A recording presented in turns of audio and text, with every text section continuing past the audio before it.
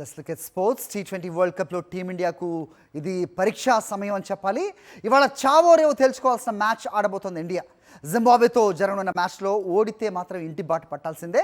Semis ఆశలు సజీవంగా ఉండాలంటే కేవలం గెలిస్తే సరిపోదు, భారీ స్కోర్ చేయాల్సి ఉంటుంది.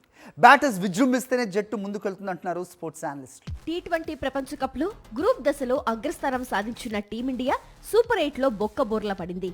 సౌత్ ఆఫ్రికా చేతిలో ఘోరంగా ఓడింది. ఈ ఓటమి టీమిండియాను ప్రపంచ కప్ నుంచి నిష్క్రమించే ప్రమాదంలోకి నెట్టింది. ఈ క్రమంలో రెండో సూపర్ 8 పై భారత్ ఆశలు పెట్టుకుంది. ఇవాళ జింబాబ్వేను ఢీకొట్టనుంది. చిన్న జట్టు అని జింబాబ్వేను ఏమాత్రం తక్కువ అంచనా వేయలేం. ఆస్ట్రేలియా, శ్రీలంకలకు షాక్ ఇచ్చి గ్రూప్ దశలో అజేయంగా నిలిచింది. అందువల్ల భారత్ మరింత కష్టపడాల్సి ఉంటుంది. రన్ రేట్లో వెనుకంజలో ఉన్నందున భారీ స్కోర్ చేయాల్సి ఉంటుంది.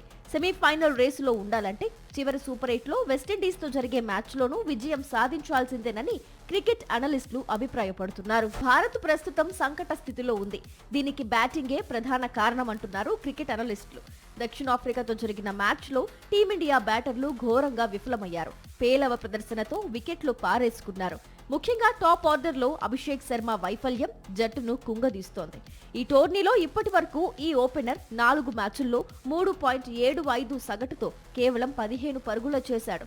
3 మ్యాచుల్లో డకౌట్ అయ్యాడు.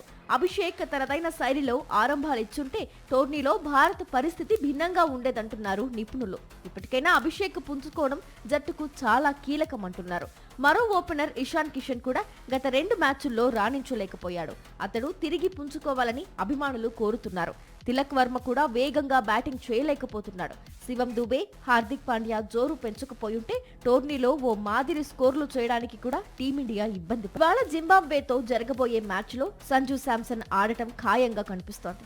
అభిషేక్ కు జోడీగా శాంసన్ ను ఓపెనింగ్ కి పంపే అవకాశాలు కనిపిస్తున్నాయి.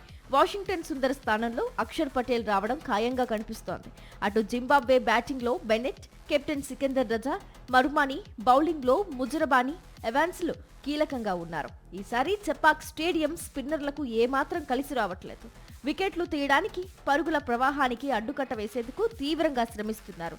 మొత్తానికి ఇవాల్టి మ్యాచ్లో టీమిండియా ప్రదర్శన ఎలా ఉండబోతుందనేది ఆసక్తికరంగా మారింది. ఈ మ్యాచ్లోనైనా బ్యాటర్లు విజృంభిస్తారా లేదా అన్నది చూడాలి.